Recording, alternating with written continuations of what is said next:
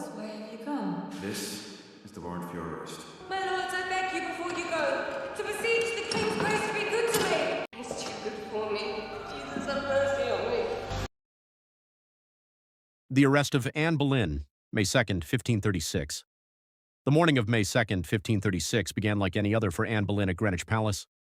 Yet the atmosphere at court had changed dramatically over the previous 48 hours. The day before, during the May Day celebrations, Henry VIII had unexpectedly left a tournament being held at Greenwich. As a joust was being prepared between his brother-in-law George Boleyn and Sir Henry Norris, one of his most trusted companions, the king received a message whose exact contents remain unknown. He immediately departed the tournament, taking Norris with him and offering no explanation to the Queen. Anne watched as Henry rode away without saying goodbye. She would never see him again. Over the following hours, an investigation that had already been underway gathered momentum. Mark Smeaton had been arrested and subjected to questioning. Soon afterward, other men connected to the Queen began to be detained. What Anne still did not know was that the accusations were already taking shape, and that she herself was the primary target. The next day, the Queen was summoned before members of the Privy Council. Waiting for her were some of the most powerful men in England, including the Duke of Norfolk, her own uncle, and Thomas Cromwell, the political mastermind behind her downfall. Years later, Anne would reportedly say that she had been cruelly handled at Greenwich by the King's Council. The meeting was devastating. Before her were laid the most serious accusations that could be brought against a Queen of England. She was charged with having committed adultery with several men of the court. Worse still, she was accused of incest with her own brother, George Boleyn, Lord Rochford. Finally, these alleged relationships were considered acts of treason since any child born from them could potentially threaten the royal succession. The charge of treason was especially dangerous. It was not merely a matter of morality or religion. In Tudor England, casting doubt upon the legitimacy of the royal line was regarded as a direct attack upon the crown itself. Sources describe Anne facing these accusations with a mixture of disbelief, dignity, and confusion. She could not ignore the gravity of the situation, yet she also seemed unable to comprehend how events had spiraled so far, so quickly. After the hearing, she was escorted back to her apartments. There she remained under guard while preparations were made for her departure. Later accounts describe a gloomy atmosphere. Anne sensed that something was terribly wrong when many of the usual ceremonies and courtesies disappeared. The silence of her ladies, the restrained tears of some servants, and the general tension made it clear that she was no longer being treated as a secure and favored queen. Shortly afterward, the members of the council returned. This time, they carried a formal warrant for her arrest. This is the warrant for your arrest. You are charged with committing adultery with Mark Smeaton, Sir Henry Norris, and William Brett. Norfolk held in his hand the document authorizing the Queen's detention. Anne asked why they had come back. The answer was brief and final. They were acting on the King's orders and were to escort her to the Tower of London, where she would remain until His Majesty decided otherwise. The news must have been terrifying. Although the Tower served as a royal residence as well as a fortress and prison, being sent there under arrest meant that she had fallen from favor. Even so, Anne maintained her composure. According to contemporary accounts, she replied that if it was the King's will, she was prepared to obey. If it be His Majesty's pleasure, then I am ready to obey. She was given no opportunity to gather her belongings, bid farewell to her daughter Elizabeth, or make arrangements for her household. There is no time to change your clothes or pack any of your things. Money will be provided for your needs at the Tower. She simply had to leave her chambers and place herself in the hands of her captors. Then began the most bitter journey of her life. The councillors escorted her to a barge waiting on the River Thames. From there, they set out for the Tower of London. During the journey, Norfolk reportedly reminded her that the men accused alongside her had already confessed their guilt. According to some accounts, Anne refused to respond to such claims. Other chroniclers later suggested that she proclaimed her innocence and begged to see the king, though historians continue to debate the accuracy of those details. As the barge moved along the Thames, news of her arrest began spreading throughout London. Crowds gathered along the riverbanks to watch the passage of the fallen queen. Only 3 years earlier, those same waters had witnessed a very different spectacle. In June 1533, Anne had traveled down the river in magnificent procession on her way to her coronation. Then, she had been the most powerful woman in England after the king himself. The barges had been decorated with banners and rich fabrics. The crowds had cheered her name. Everything seemed to promise a glorious future. Now she was making the same journey as a prisoner. The contrast must have been impossible to ignore. As the tower came into view, Anne looked upon the very place she had entered years before amid celebration and triumph. On that occasion, she had crossed its gates in preparation for her coronation. Now she would enter accused of adultery, incest, and treason. Her fall had been as swift as it was spectacular. and the worst was yet to come. The prisoner of the Tower. When Anne Boleyn's barge arrived at the Tower of London on the afternoon of May 2nd, 1536, the reality of her situation was beginning to become clear. Now she returned as a prisoner accused of adultery, incest, and treason.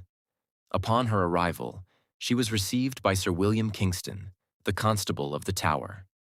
Kingston had known Anne for years and had been given the unpleasant task of supervising her imprisonment. His letters, sent to Thomas Cromwell during those days, are among the most important sources for understanding the state of mind of the fallen queen. According to Kingston, Anne immediately understood the significance of her arrival at the Tower. As she entered the chambers that had been assigned to her, she burst into tears. The situation was filled with bitter irony. Although she was now a prisoner, she was not confined to an ordinary cell. Instead, she was given the royal apartments traditionally occupied by queens before their coronation. They were the very same rooms in which she had stayed in May 1533, when all of England was preparing to see her become queen. Upon recognizing the apartments, Anne recalled that moment and sadly remarked that they were too good for her. It's too good for me. Jesus, have mercy on me. Shortly afterward, she began to weep again. Her behavior during those first hours deeply impressed those around her. She moved rapidly between calmness and distress. At times, she seemed convinced that everything was a terrible mistake that would soon be corrected. At other moments, she appeared terrified by what might happen to her. The women assigned to attend her were not merely ladies-in-waiting. Many of them had been chosen precisely because they did not belong to Anne's inner circle. Among them were Lady Kingston, the constable's wife, Lady Boleyn, wife of James Boleyn, Lady Stonner, Lady Shelton, and other women trusted by the crown. Their role was not only to accompany her, but also to observe her and report everything she said and did. Anne seemed to realize very quickly that she was under constant surveillance. Even so, she talked endlessly. Kingston reported that during those first days, the Queen spoke almost continuously. She jumped from one subject to another, recalled events from the past, asked questions, and expressed fears that appeared to reflect the enormous psychological strain she was enduring. At times, she laughed. Moments later, she would burst into tears. Then she would pray. Afterward, she would resume speaking as though nothing had happened. Those around her were astonished by these sudden shifts in mood. Some historians believe this was the natural reaction of a woman facing the very real possibility of losing her life. Others argue that the physical and emotional exhaustion of the preceding months intensified these emotional swings. One of the first things she asked was where the men arrested alongside her were being held. She was particularly concerned about Henry Norris, one of the king's closest companions. When she learned that he had been imprisoned, she expressed shock. She insisted that Norris was innocent and that there had never been any improper relationship between them. During those days, she also spoke repeatedly about Mark Smeaton. According to Kingston's reports, Anne seemed unable to understand how the court musician had become implicated with her. On several occasions, she expressed disbelief and remarked that she had never shown any special favor toward Smeaton. Yet the subject that appeared to trouble her most was her brother, George Boleyn. George had been arrested at nearly the same time as Anne. Both were accused of having engaged in an incestuous relationship, one of the most scandalous and difficult-to-believe charges ever brought against a queen. Anne constantly asked about him, but no one was willing to give her answers. The uncertainty was perhaps the most painful part of her imprisonment. During the conversations recorded by Kingston, Anne made numerous remarks that would later be examined by investigators. At times, she recalled conversations she had held months earlier with various gentlemen of the court. At other times, she tried to piece together the chain of events that had led to her arrest. On certain occasions, she seemed convinced that she would be able to prove her innocence. She insisted that the king would discover the truth. She believed that Henry VIII would eventually realize that the accusations against her were false. She had not yet accepted that the decision regarding her fate had most likely already been made. Yet as the days passed, fear gradually began to outweigh hope. news arrived slowly. The interrogations continued. More men were accused. The fall of the accused men. While Anne Boleyn remained imprisoned in the Tower of London, trying to understand what was happening, the judicial machinery set in motion by Henry VIII and Thomas Cromwell continued its relentless advance. To destroy the Queen, it was not enough merely to accuse her. It was necessary to construct a case that would appear credible before both the court and the kingdom. For that reason, the investigators focused their efforts on the men identified as her alleged lovers. The first to fall was Mark Smeaton. Unlike the other accused men, Smeaton was not a nobleman. He was a court musician who had risen through talent and hard work, but he lacked the social standing and powerful connections that protected other courtiers. For precisely that reason, he became the most vulnerable link in the entire investigation. The exact details of his interrogation remain a matter of debate among historians. Alison Weir notes that Smeaton may have been subjected to intense psychological pressure and perhaps even torture, although no definitive proof exists. What is certain is that he eventually confessed to having had relations with the Queen. That confession proved crucial. It was the only admission of guilt obtained by the authorities. Without it, the accusations against Anne would have rested entirely on rumors, suspicions, and indirect testimony. Yet even Smeaton's confession raised serious questions. Eric Ives observes that the account contained contradictions and details that were difficult to reconcile with the Queen's documented movements. Furthermore, Smeaton never convincingly explained how he could have maintained a secret relationship with a woman whose life was under constant supervision. Nevertheless, for Cromwell, the confession was enough. Once it had been obtained, the rest of the investigation gained unstoppable momentum. The other accused men reacted very differently. Henry Norris, one of the king's closest friends and a prominent member of his private circle, categorically denied every accusation. According to several accounts, even when he was offered the possibility of saving his life through a confession, Norris refused to admit guilt for something he believed he had never done. Antonia Fraser emphasizes that Norris was a deeply respected figure at court and that his downfall caused considerable shock among those who knew him. Francis Weston also rejected the charges. Young, handsome, and a member of an influential family, Weston maintained his innocence from beginning to end. No conclusive evidence was ever presented against him. The same was true of William Brereton. Brereton was a powerful figure in the Welsh marches and had accumulated numerous political enemies. Some historians have suggested that his inclusion in the proceedings may have been motivated as much by political interests as by the accusations against the Queen. According to Eric Ives, the case against Brereton was particularly weak, even by the legal standards of the time.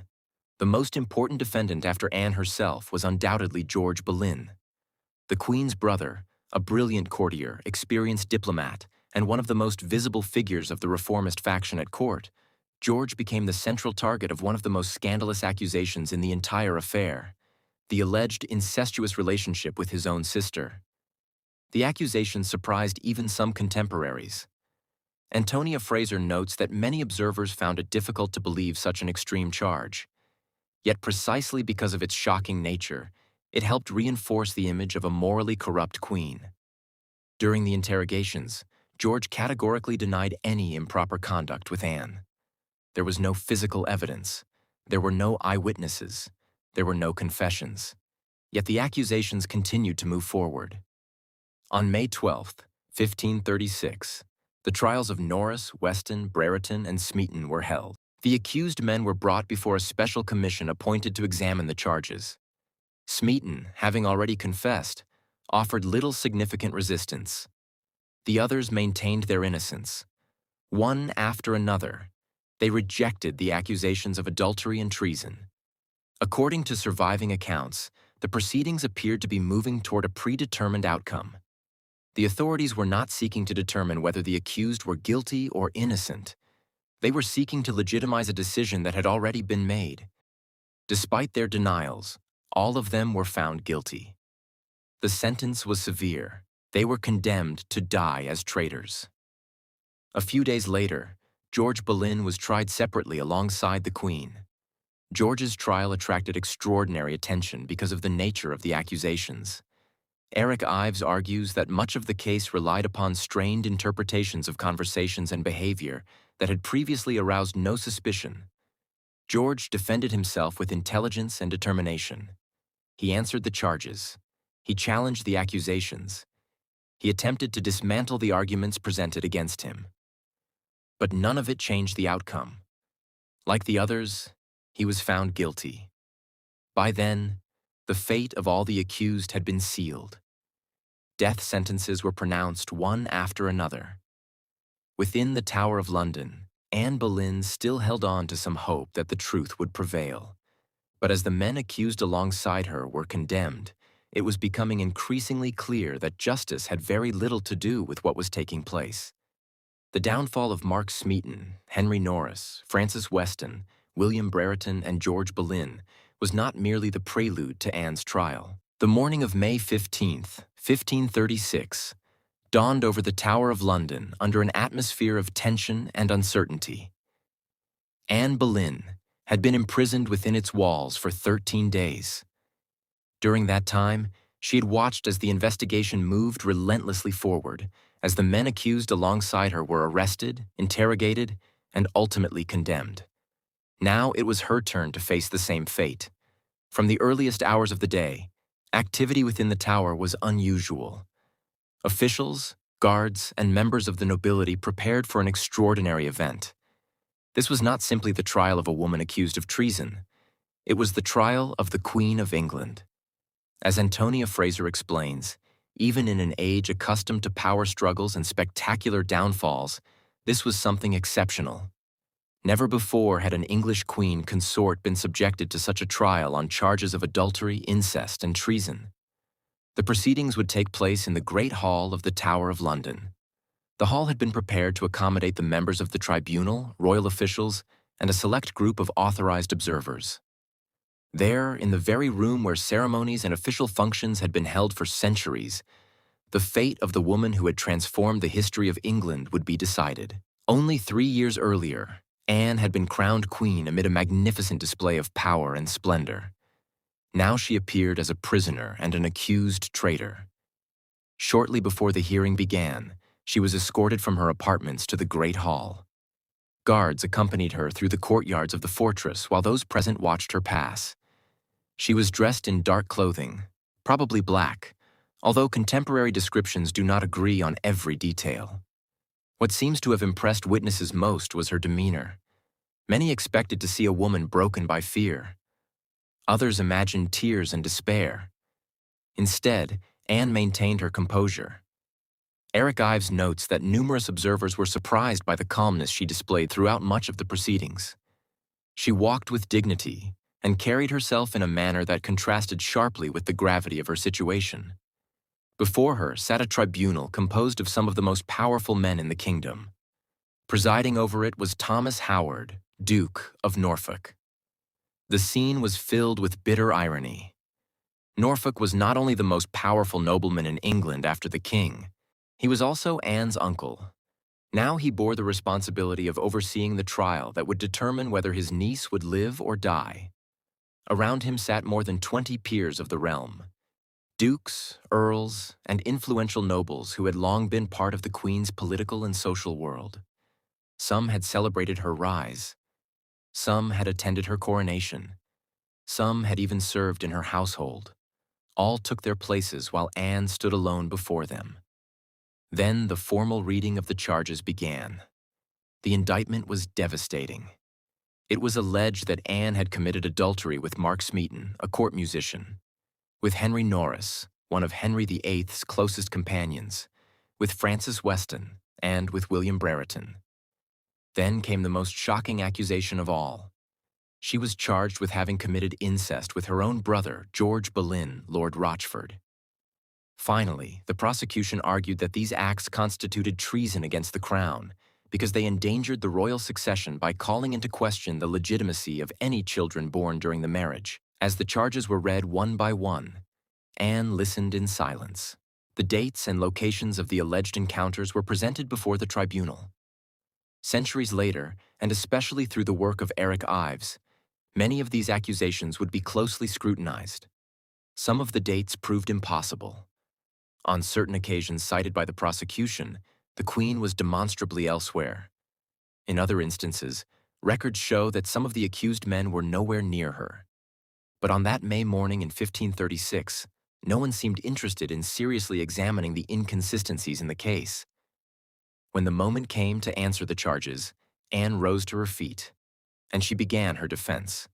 The exact details of her words have been lost to history. No complete transcript of the trial survives.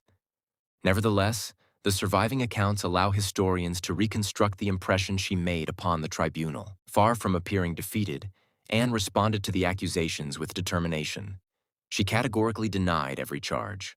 She denied committing adultery. She denied any relationship with Mark Smeaton. She denied any relationship with Henry Norris, one of the men who had long enjoyed the king's confidence.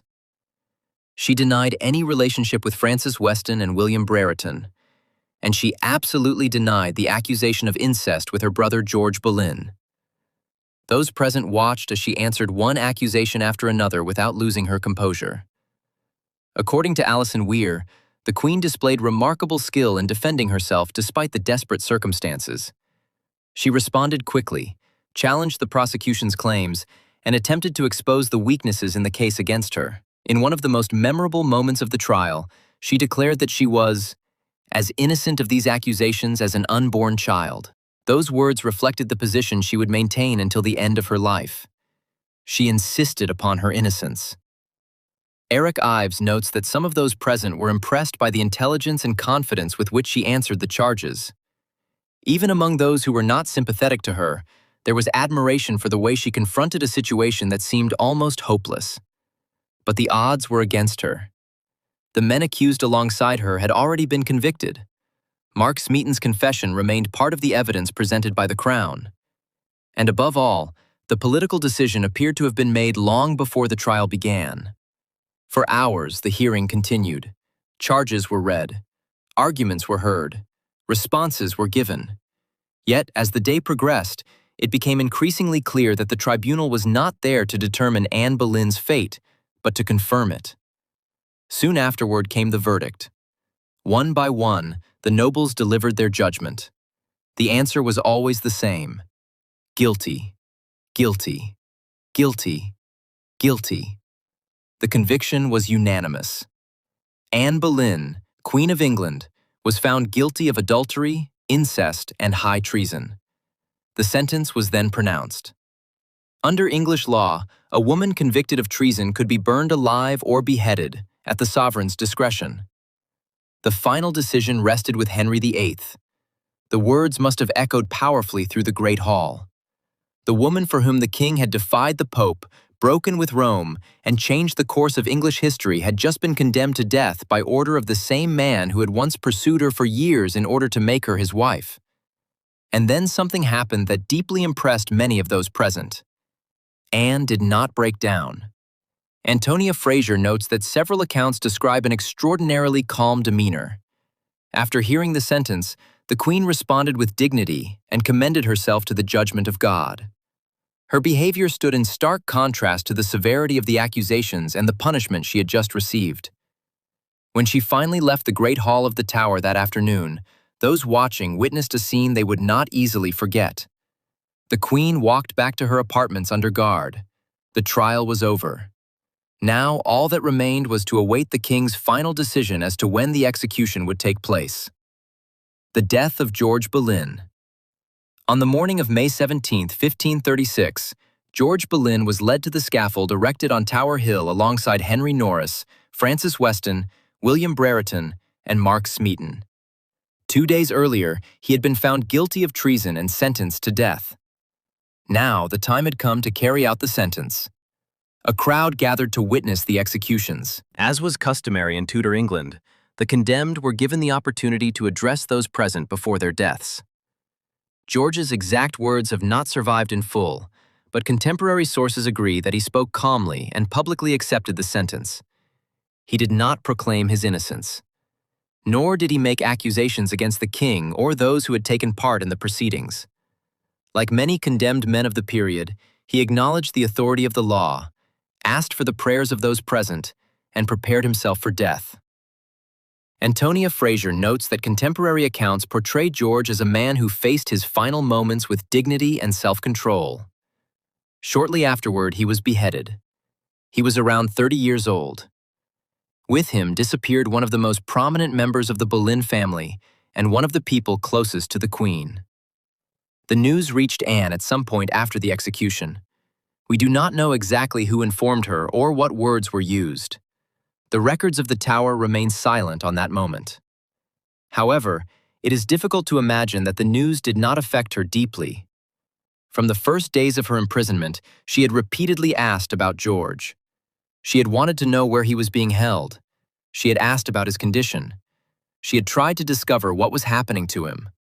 Her brother had died on the scaffold, accused of a crime that both of them had denied until the very end. By then, Norris, Weston, Brereton, and Smeaton had also been executed. One by one, all the men connected to the case had disappeared. Alison Weir observes that those executions must have made the outcome of events very clear. If Henry VIII had allowed all of the accused men to die, it was difficult to believe that he would intervene to save the woman at the center of the accusations. For days, Anne had held on to a measure of hope. George's death made that hope increasingly difficult to maintain. A condemned queen. A marriage annulled. On the very day that George Boleyn and the other accused men were executed, Anne Boleyn suffered another devastating blow. While she remained imprisoned in the Tower of London, Thomas Cranmer, Archbishop of Canterbury, and one of the men who years earlier had helped legitimize her marriage to Henry VIII, presided over an ecclesiastical court tasked with examining the union between the king and queen. The outcome never appeared to be in doubt. The court declared the marriage null and void. After nearly 3 years as Queen of England, Anne was informed that legally she had never been the lawful wife of Henry VIII. The decision was extraordinary. Only days earlier, she had been tried and condemned for adultery. Yet, if the marriage had been invalid from the beginning, an obvious contradiction emerged. How could she have committed adultery against a husband to whom, according to the new official version, she had never been lawfully married? Historians such as Eric Ives and Antonia Fraser have pointed to this inconsistency as one of the greatest weaknesses in the entire case against Anne. The authorities, however, did not appear to be concerned with legal consistency. Their objective was to remove any remaining link between Anne and the crown and to clear the way for Henry VIII's future plans. The annulment also had an immediate consequence for Princess Elizabeth. Anne's daughter lost her status as a legitimate heir and was declared illegitimate, just as Princess Mary had been years earlier following the downfall of Catherine of Aragon. Elizabeth was only 2 years old, far too young to understand what was happening, yet important enough to become a central figure in the decisions being made during those days. For Anne, the news must have been especially painful.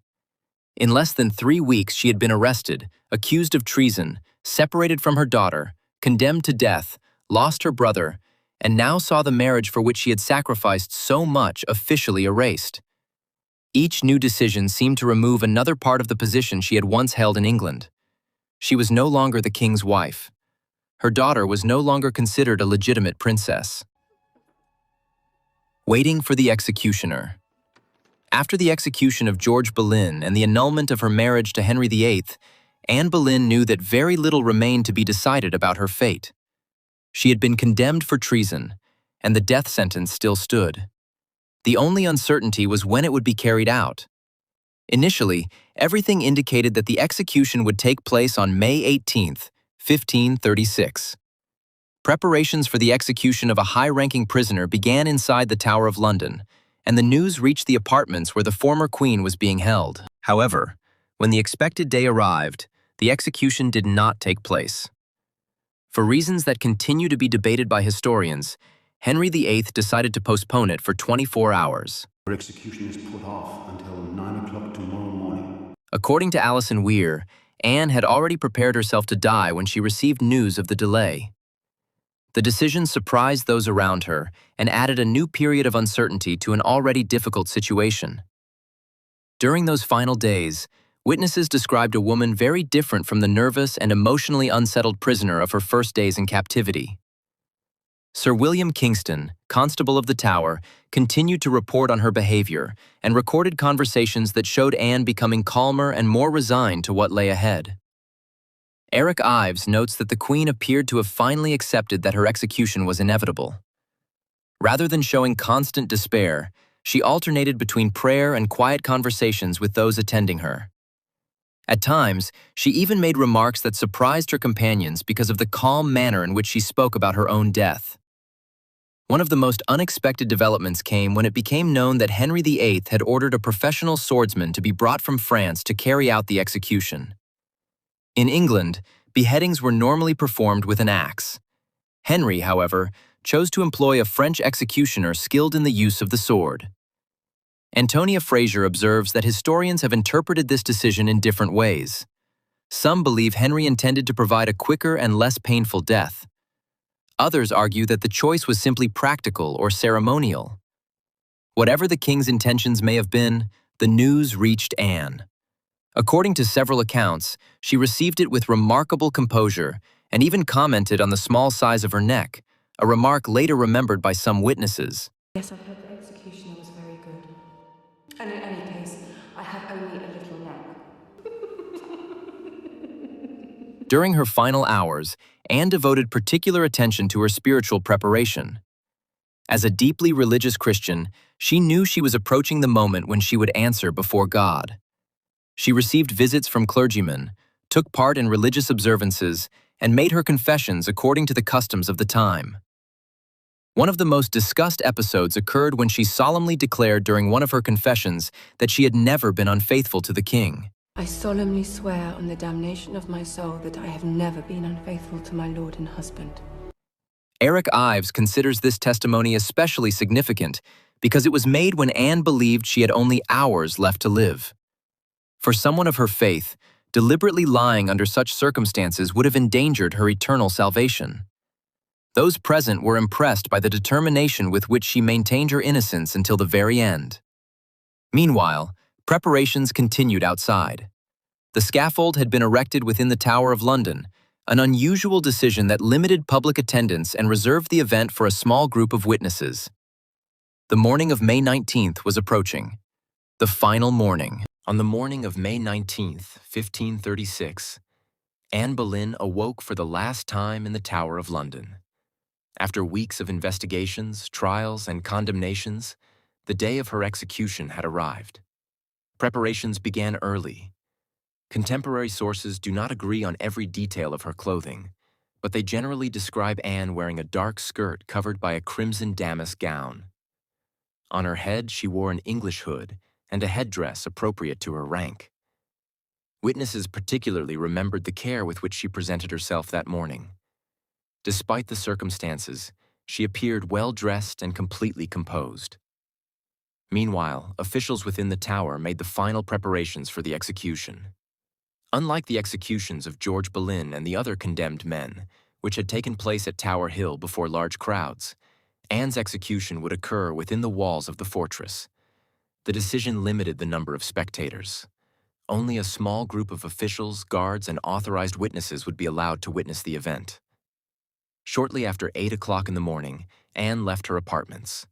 She was accompanied by several ladies who had remained with her during her imprisonment. Some were unable to hold back their tears as they walked through the courtyards of the tower. The journey was brief. The distance from her chambers to the scaffold was only a matter of minutes.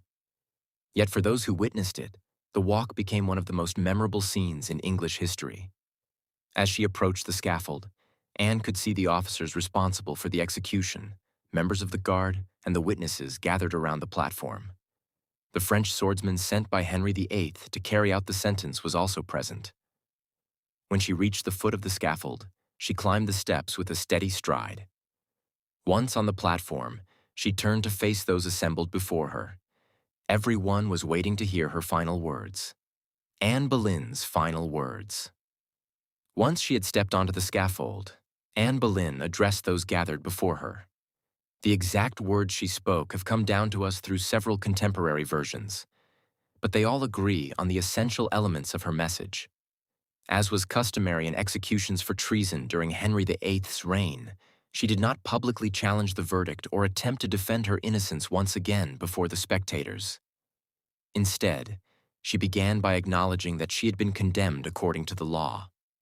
According to one of the most frequently cited versions of her speech, she declared, "I am come hither to die, for according to the law and by the law I am judged to die." I am come hither to die, for according to the law and by the law I am judged to die. I have come here to die, according to the law, and thus yield myself to the will of the king.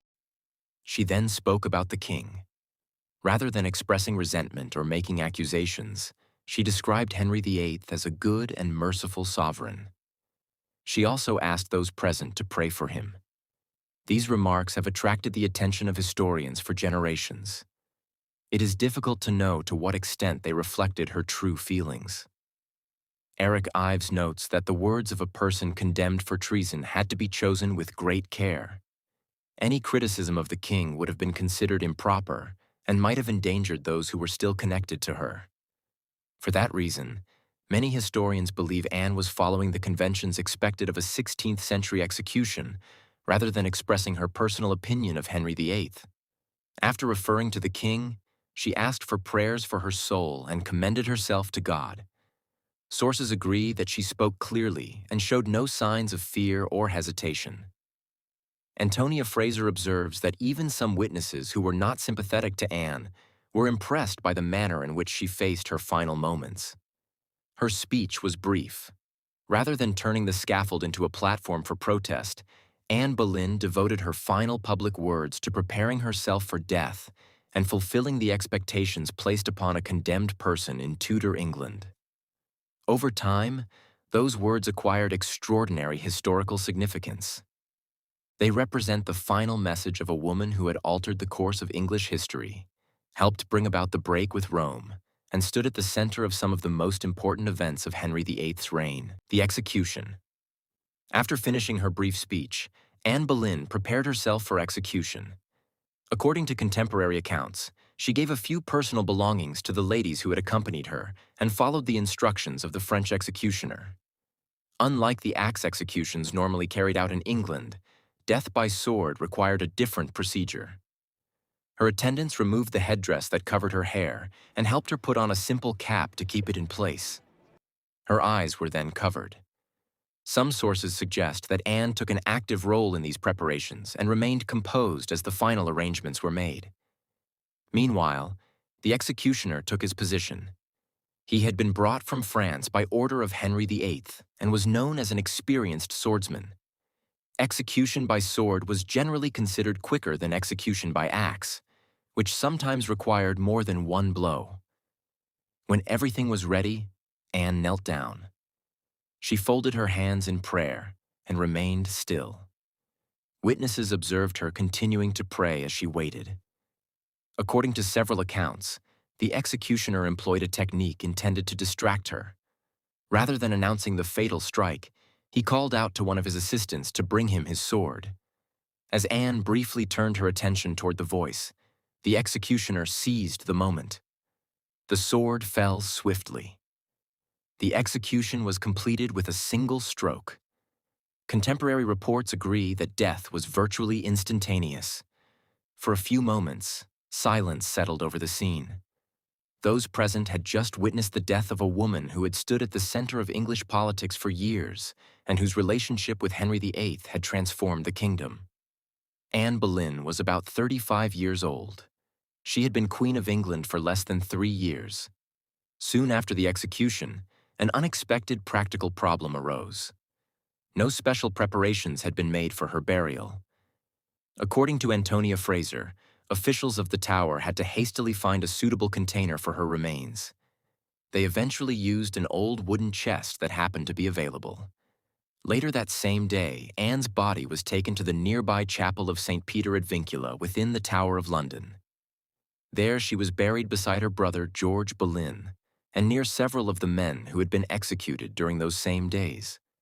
The woman who had been crowned with such magnificence in 1533 was laid to rest in a simple grave within the small chapel of the Tower. For centuries, the exact location of her burial remained unknown. It was not until the 19th century, during restoration work in the chapel, that remains believed to be Anne Boleyn's were rediscovered and reinterred beneath a marker bearing her name. And with that, we come to the end of the story of Anne Boleyn, one of the most influential and controversial women in English history.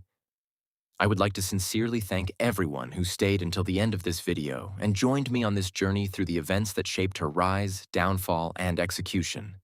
For the research behind this video, I relied primarily on the work of leading Tudor historians, including The Life and Death of Anne Boleyn by Eric Ives, The 6 Wives of Henry VIII by Antonia Fraser, and The Lady in the Tower, The Fall of Anne Boleyn by Alison Weir.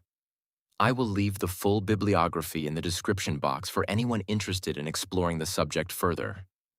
If you are a Spanish speaker, it is worth noting that I was only able to find one of these works translated into Spanish, while most of the sources used for this project are available only in English. I will also be leaving links to my social media accounts in the description box, so be sure to follow me there if you'd like to stay updated on future projects and upcoming videos.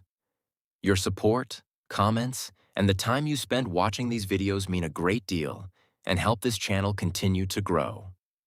I'm sending a big thank you and a warm hug to all of my scribes. Thank you for being here once again, and I'll see you in the next video.